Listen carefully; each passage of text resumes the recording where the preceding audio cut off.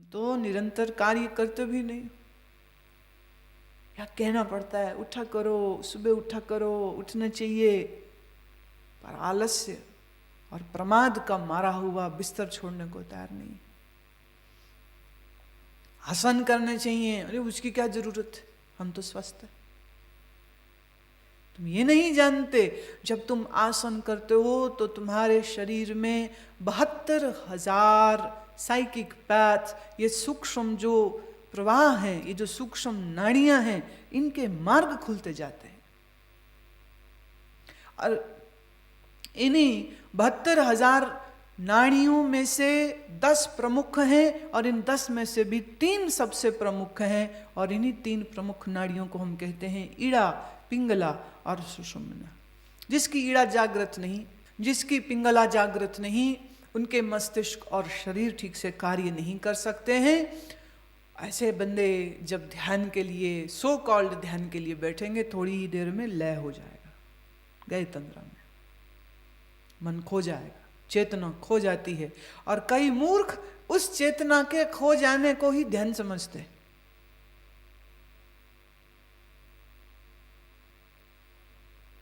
थोड़ा सा चित्त एकाग्र हुआ तो कुछ अनुभूतियां तुम्हारे शरीर में, कुछ तरंगे थोड़ी सी शरीर में आ गई, थोड़े से आंसू थोड़े आंखों में आ गए, थोड़े से रोम खड़े हो गए, और वो इसी को बहुत बड़ी अनुभूति समझते हैं। तो बहुत बड़ी, आज बहुत आंखों में आंसू आए, ये हुआ। अरे भाई, जो चीज आई वो गई, और जो आए और जाए उसे आप एक श्रेष्ठ अनुभव कैसे कह सकते हो? छोटी छोटी कई सारी क्रियाएं, कई सी अनुभूतियां साधना करने वालों को मिलती हैं, पर मुश्किल ये है कि तुम्हें छोटी सी चीज मिल गई, तुम उसी में खुश हो जाते हो और सोचते हो हमने तो बड़ी प्राप्ति कर ली, इतनी तो कथा सुनी है, इतने तो शिविर सुने हैं, और उस पर हमें आंसू आए और रोम खड़े हो गए, तो हमारा तो अब काम हो गया। और अकड़ के सबके बीच में घूमने लग जाता है कि मेरे से श्रेष्ठ कोई है ही नहीं। अच्छी बात है, आप अपने आप को श्रेष्ठ दिखाना चाहते हो तो श्रेष्ठ बन भी जाओ। प्राण का निग्रह जिसे नहीं आता, अरे भाई, मृत्यु के काल में तेरा श्वास अगर गुदा द्वार से निकला अथवा जननेंद्री से निकला, कि कान से निकलेगा, क्या आंख से निकलेगा, कि मुंह से निकलेगा, क्या तुम्हारा कुछ कंट्रोल है इसके ऊपर?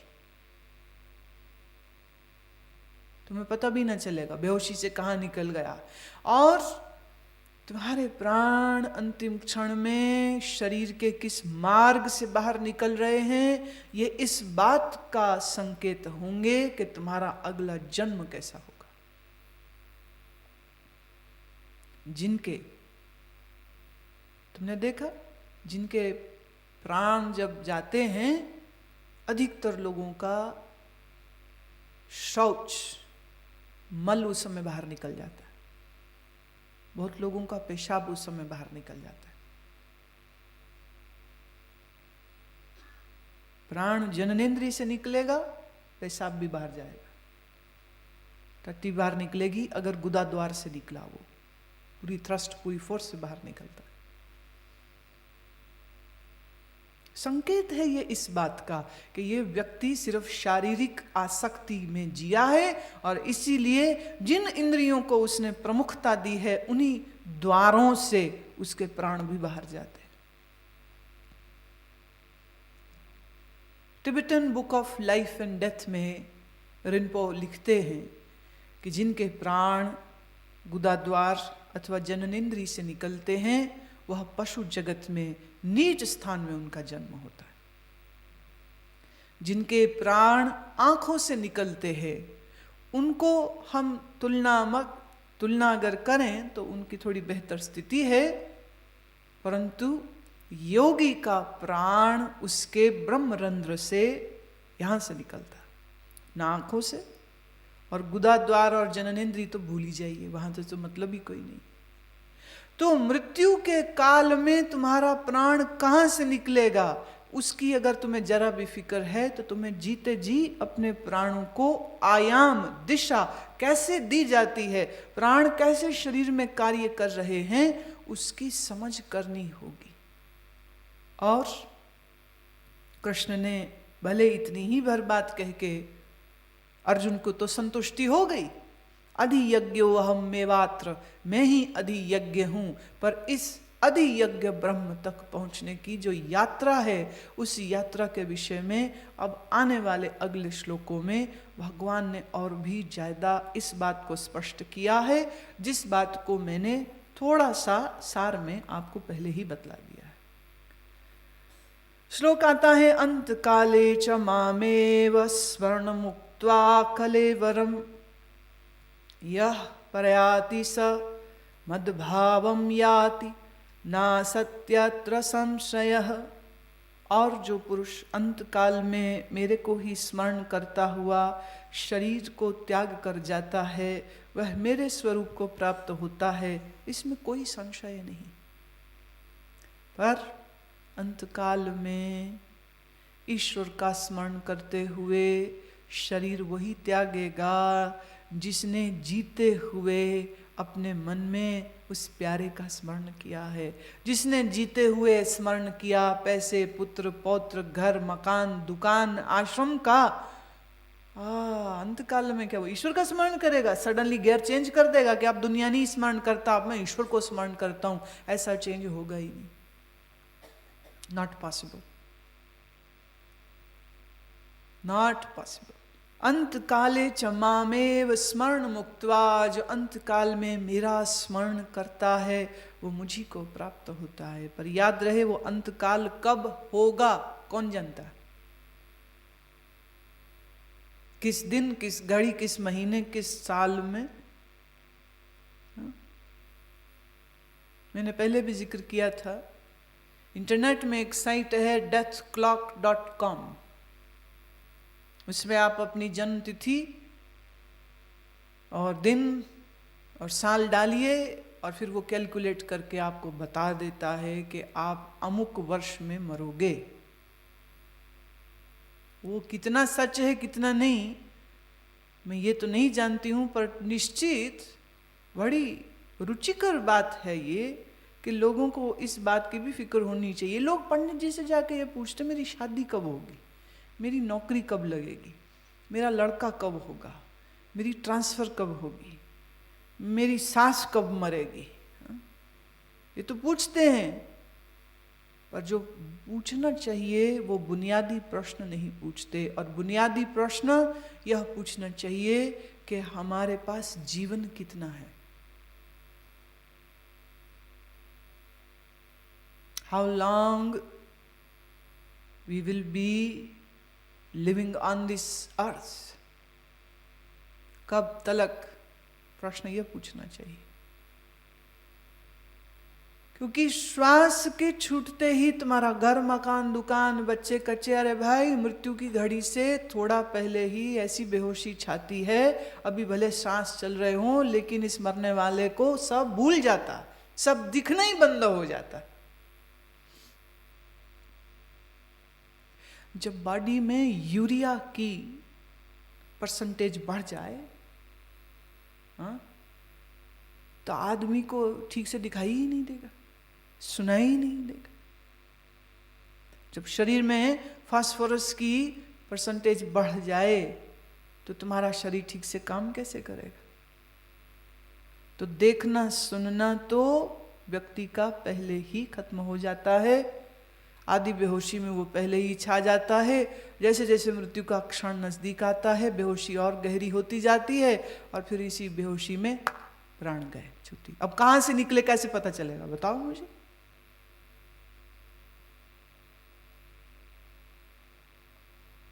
तुम सिनेमा देखने जाते हो, मनाली सिंगापुर देखने जाते हो, एक जगह और भी जाओ जहां पर लोग मरणसन्न हो, वहां जाओ।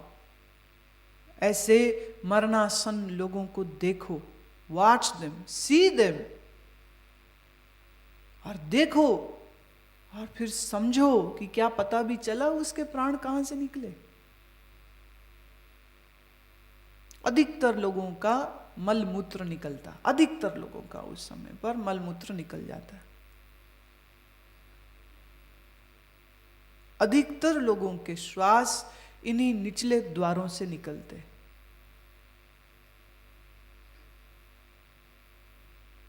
अंत काल में जो मेरा स्मरण करेगा वो मुझको प्राप्त होगा। भगवान ने बात तो बिल्कुल सही कही है, पर प्रश्न ये उठता है कि जब हमारा अंतिम काल होगा, क्या हमें ये पता होगा कि ये मेरा आज अंतिम दिन है? जिनके प्राण जाते हैं, तुम्हारे जानने पहचानने वाले मित्रों के जो कोई मरे हों, आपने उनकी कहानी सुनी होगी सबकी, और सबकी एक सी ही कहानी होती है कि भाई वो तो घर से ऑफिस को गया था, पार्टी को गया था, शादी को गया था, रिश्तेदार को मिलने गया था, ऐसे ही बाहर तक निकला और मर गए। क्या जाने वाले को पता था कि मैं लौट के नहीं आऊँगा?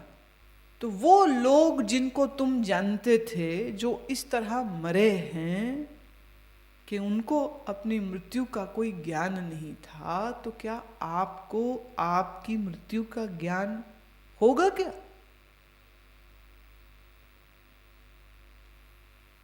अजब धोखा करती है ये मौत। और मौत धोखा उसी को देती है जो धोखे में जीवन को जीता है। जो होश में जीवन को जीते हैं, उन्हें मृत्यु के आने से 2 वर्ष पूर्व ही पता चल जाता है कि अब जाने का वक्त आ रहा है। 1 साल में और क्लियर हो जाता है, 6 महीने में और क्लियर हो जाता है। और जैसा जैसा कोई चेतन और उन्नत चेतना का कोई व्यक्ति हो, वो पहले से बता सकता है कि भाई ये दिन, ये घड़ी, ये पल और छुट्टी हो जाएगी। भाई जो करना है सो कर लो। अंतकाल।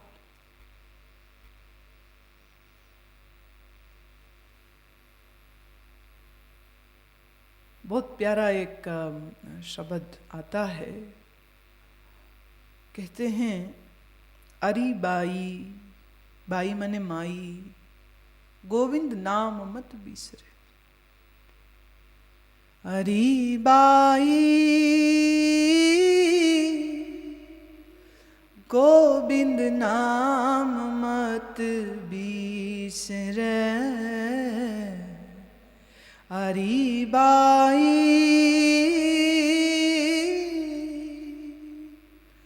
गोविंद नाम मत बिसरे। अंत काल जो मंदिर सिमरे, ऐसी चिंता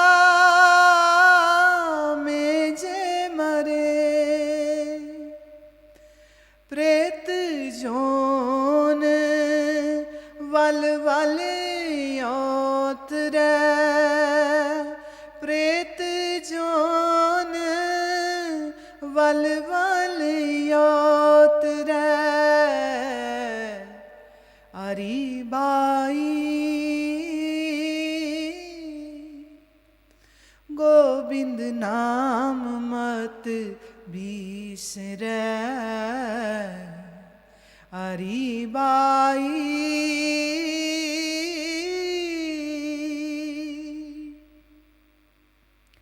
अंत काल जो लक्ष्मी सिमरे, ऐसी चिंता में जे मरे।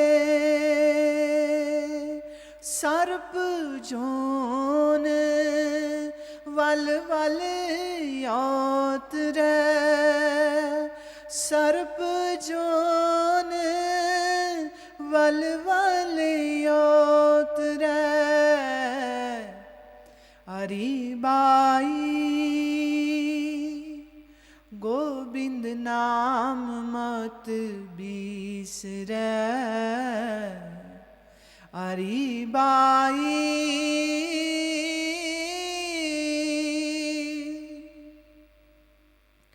अंत काल जो पुत्र सिमरे,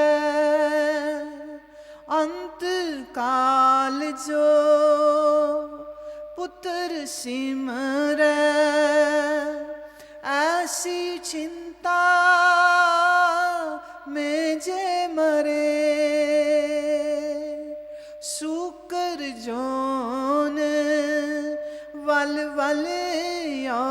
उतरै, सूकर जोन वल वल उतरै, हरि बाई गोविंद नाम मत बिसरै, हरि बाई।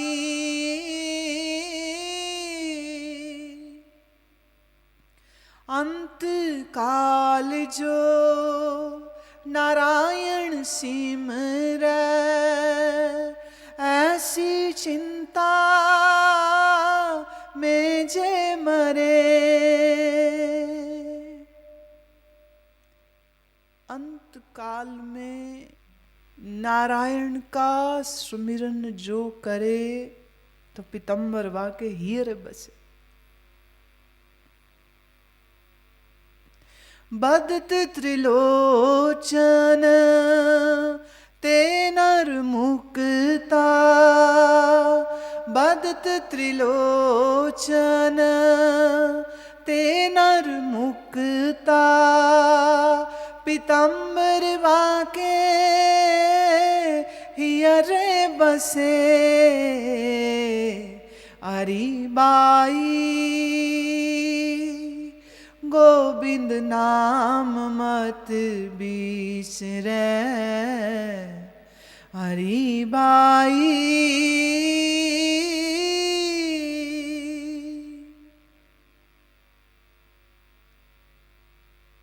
घर को याद करते हुए मरेगा तो भूत बनेगा, पुत्रों को याद करते हुए मरेगा तो सुअर बनेगा, धन को याद करते हुए मरेगा तो सर्प बनेगा। और नारायण के प्रेम में, नारायण के स्मरण में जिसके प्राण जावेंगे वह उसी पीतंबरधारी, उसी नारायण, उसी ब्रह्म, उसी अधियज्ञ कृष्ण को प्राप्त होगा। So live your life cautiously and die consciously. यम यम वापि स्मरण भावम त्यजन्ते कलेवरम, तम तमैवेति कौन्तेय सदा तद भाव भावितः।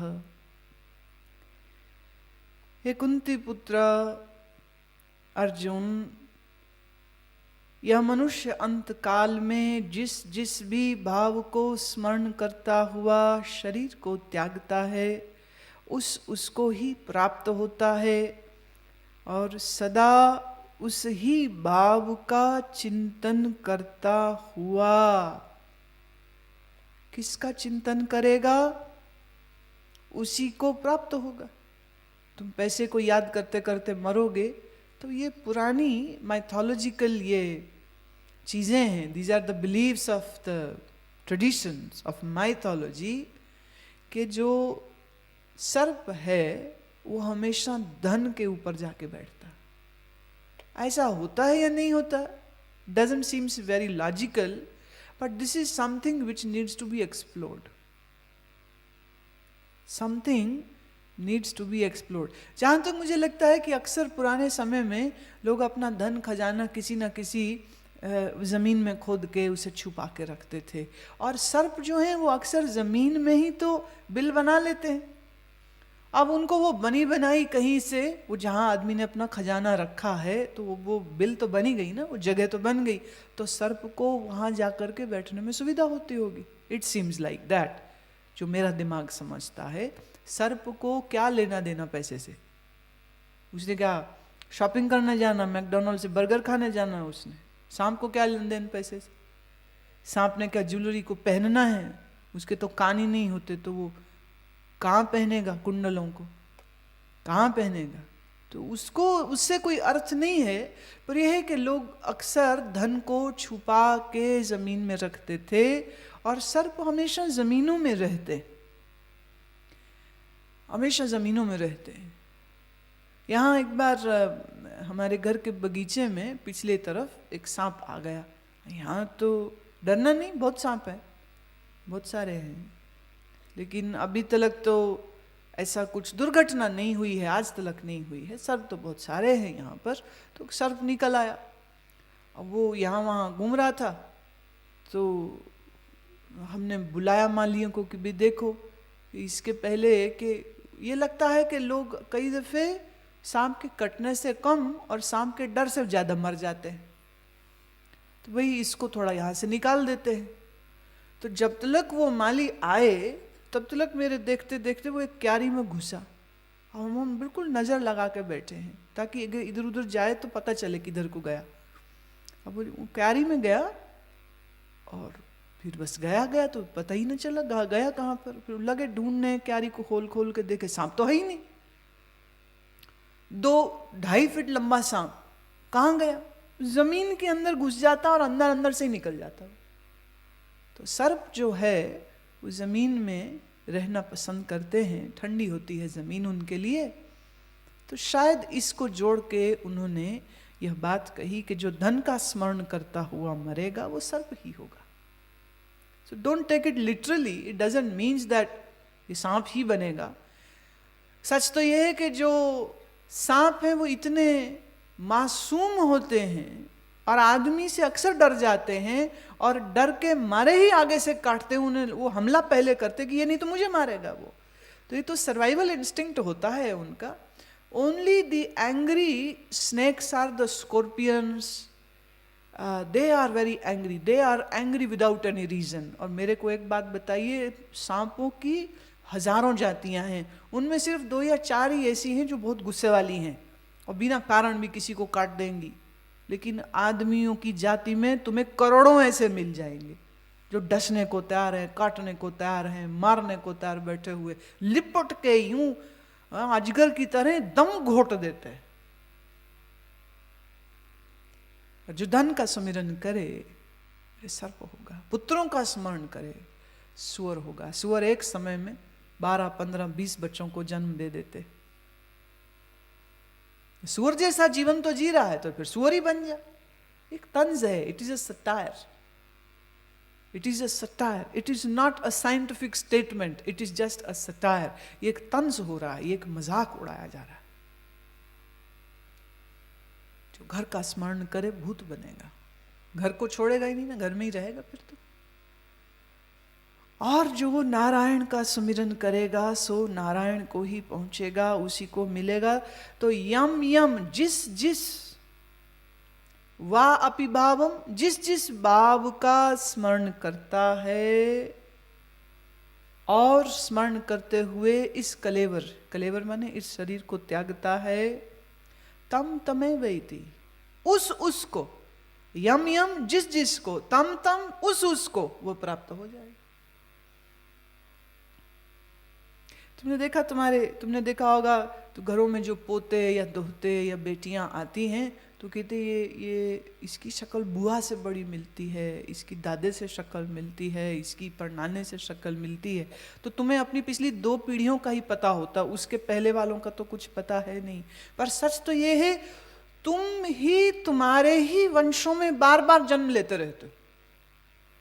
माने जो आज पोता है वो कभी दादा था, ये पोता एक दिन दादा बन जाएगा, तो वो जो था दादा वो फिर पोता बन के, वही पुत्र उसी परिवार में बार बार। अगर उसी परिवार में एग्जैक्टली अगर अपॉर्चुनिटी ना मिलती हो जन्म की, तो अड़ोस पड़ोस में फिर बुआ के, चाचे के, will be in that family. पुराने समय में लोग कहते थे खानदान को देख के शादी करो, एक खाली पुत्र या पुत्री को मत देखो, पूरे खानदान को देखो, क्योंकि उसके पीछे कहीं ना कहीं ये जो संस्कार और ये जो एक थ्योरी है वो काम करती थी कि आप उसी परिवार में बार बार जन्म रहे हो, बार बार आप उन्हीं संस्कारों को जी रहे हो, और पुराने संस्कारों को बदलना बड़ा मुश्किल है, वेरी डिफिकल्ट। शराबियों के घर में छोटे छोटे बच्चों को बियर 10 साल की उम्र में ही पिलाना शुरू कर देते। चल बेटे शुरू कर ले, अभी से शुरू कर ले। जिस घर में बाप सिगरेट पी रहा है उस घर के छोटे छोटे बच्चे सिगरेट पीना शुरू कर देते, क्योंकि माहौल ऐसा बन चुका है। मैं ये नहीं कह रही हूं कि जीव बदल नहीं सकता, क्योंकि है तो ये जीव ब्रह्म ही, लेकिन ये किन्हीं विशेष विशेष जीवों के बारे में हम कह सकते हैं. But the possibility and the capability of change is there, but it is lying so dormant, it is not active. तुम अपनी जिंदगी में एक चीज बदल के दिखाओ, आसान लगती है? मैं तुम्हें चैलेंज देती, आप जिससे सबसे ज्यादा नफरत करते हैं उससे प्रेम करके दिखाइए. लोग वो बचकानी बातें करते हैं, हम चाय की आदत छोड़ देते हैं, हम केला खाने की आदत छोड़ देते हैं, हम ये चप्पल पहनने की आदत छोड़ देते हैं. ये तो बिल्कुल stupid and silly things. The change should always happen at the emotional level. तो तुम्हारी जिसके साथ सबसे ज्यादा इमोशनली अटैचमेंट हो, उससे अपने मन को हटा के दिखाओ. हटा दो, बस बात खत्म, छुट्टी, कुछ मतलब नहीं तेरे से आज के बाद. खाली बोलने के लिए नहीं, अंदर भी. अथवा जिससे आपका सबसे अधिक द्वेष है, उससे हृदय से प्रेम का संबंध. Will it be easy? It seems easy, but it won't be easy. But still I say, I am a great optimistic, and I have great hopes in people's capability, and I know it, they can change because they have that strength in them. इस्तेमाल नहीं करते उस शक्ति का, वो बात अलग है, पर बदलने की ताकत तो तुम्हारे अंदर है. पर कितनों में है और कितने लोग उसका इस्तेमाल करते हैं? शायद 0.3% आउट ऑफ ट्रिलियंस. करोड़ों अरबों खरबों लोग जिन आदतों, जिन संस्कारों में जन्मे पले बड़े हैं, उसी के साथ जीते रहते हैं. मरता है, फिर वही जन्म हो जाता है, तो वही चीजें और पक्की हो रही और पक्की हो रही, वही अभ्यास उसका पक्का होता चला जा रहा है. बाप गाली निकालता, बेटा भी गाली निकालता है. बाप शराब पीता, बेटा भी पी रहा है. बाप बदतमीजी करता है, बेटा भी कर रहा है. तुम्हारे में तुम्हारी माओ को देखा जा सकता है, तुम्हारे में तुम्हारे बाप को देखा जा सकता है. उनकी चीजें, उनकी आदतें, उनके संस्कार कहीं ना कहीं अगर पूरे नहीं तो कुछ ट्रेसेस उनके आ जाते. Watch it. तुम जरा ध्यान से देखोगे, if you have a cribbing mother, then you too will be cribbing. बात बात में झल्लाना, बात बात में झल्लाने की आदत अगर तुम्हारी माँ में थी या है, और तुम उसके साथ चूंकि इतने सालों उठे बैठे पड़े हो, तो उसकी बात बात पर झल्लाने की आदत तुम में भी आ जाती. तो यथा पिता तथा पुत्रः